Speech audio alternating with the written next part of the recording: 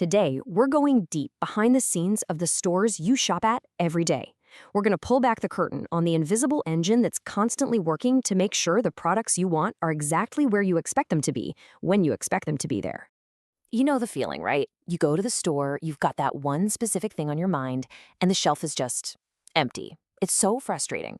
Well, that empty space is more than just an annoyance for you. It's a massive, costly problem for retailers. And we're about to break down the incredible system they've built to stop it from happening.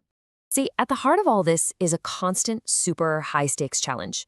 For any store, managing what's on the shelves isn't just about ordering boxes. It's a billion-dollar balancing act where getting it wrong, even by a little, has some pretty serious consequences. And they're walking a tightrope here. On one side, if you have too little stock, you get what's called a stockout.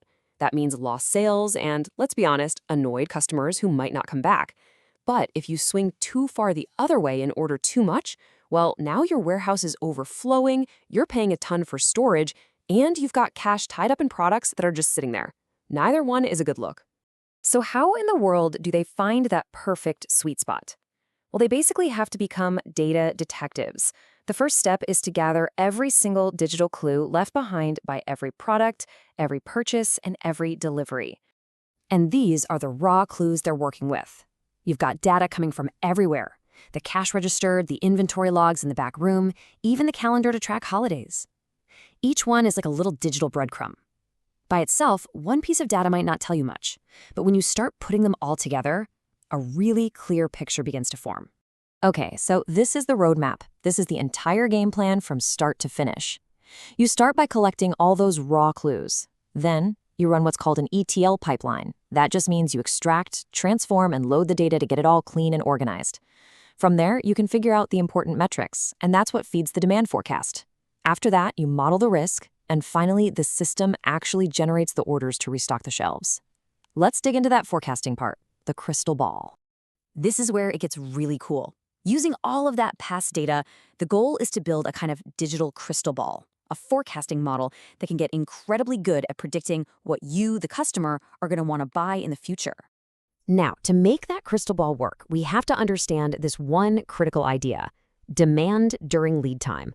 It sounds super technical, I know, but it's actually simple. All it means is figuring out how many of something you're going to sell while you're waiting for the next delivery truck to show up. This number is the key to never running out. Let's make it real.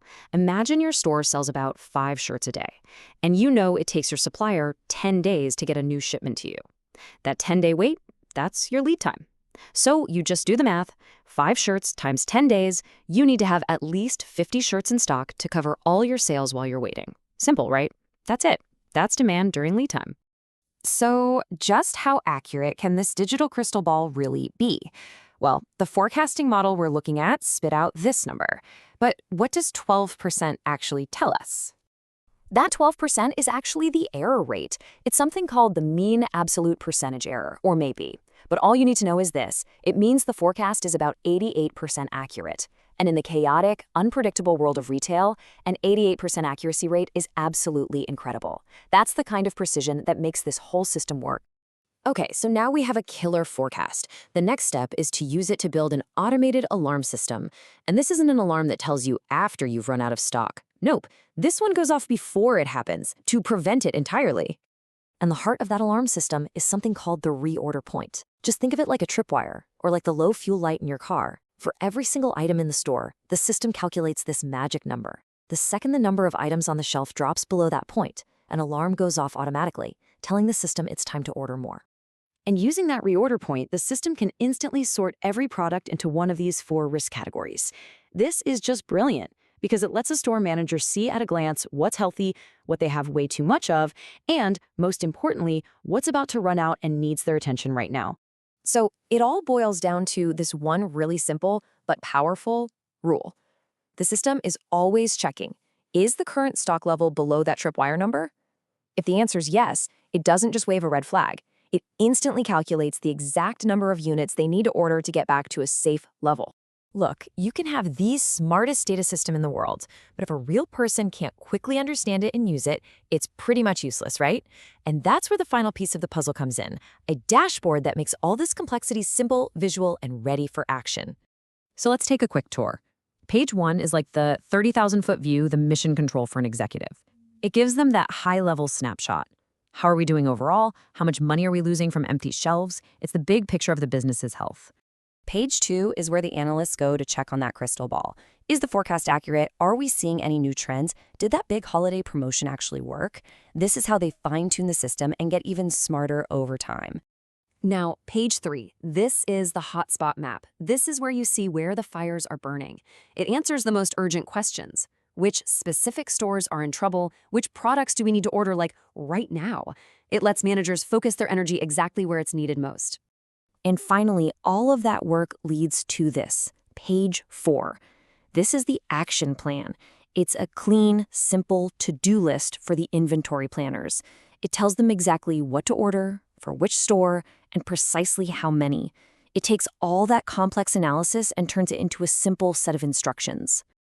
So, after all that data crunching, all the forecasting, all the analysis, what's the actual point? Why go through all this trouble? Well, it's all about the payoff you get from achieving that perfect shelf. And the payoff is huge. First off, you drastically cut down on those annoying stockouts, which means you stop losing sales and you have much happier, more loyal customers. Your money isn't just sitting around collecting dust in a warehouse. And maybe most importantly, you're not making decisions based on hunches anymore. You're making smart choices based on actual hard data. So here's something to think about. The next time you walk into a store and you effortlessly grab exactly what you were looking for from a perfectly full shelf, just take a second and think about the incredible invisible data engine that worked tirelessly behind the scenes to predict you'd be there and to put that one item in that exact spot, just for you.